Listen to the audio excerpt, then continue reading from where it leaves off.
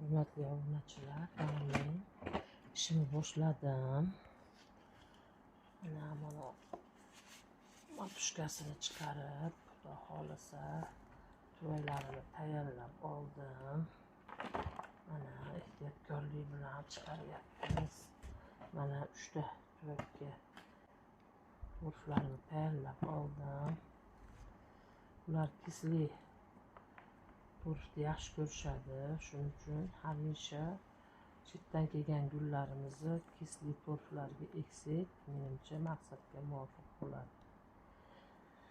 Endi buni shoshilmasdan chiroyli qilib ko'chirib olishimiz kerak.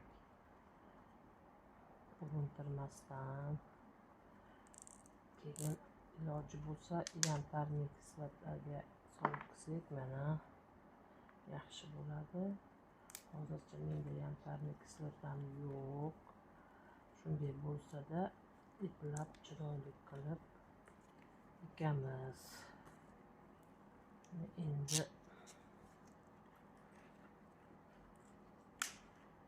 mana tomirlar bilan chiqyapti, xudo xolasa.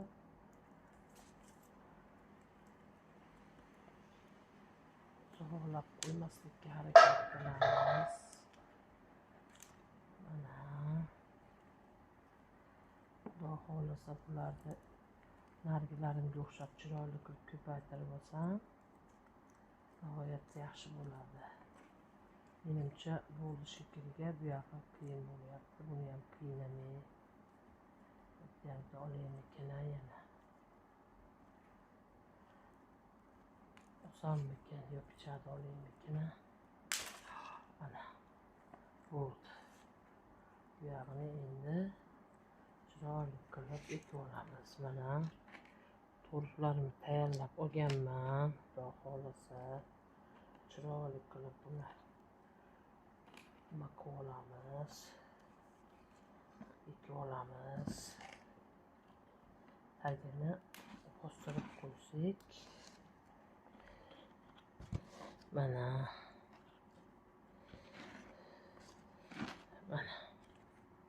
ko'rinyaptimi? Sizlarga yaxshi ko'rinyaptimi? Mana bittasi tayyor bo'ldi. Mana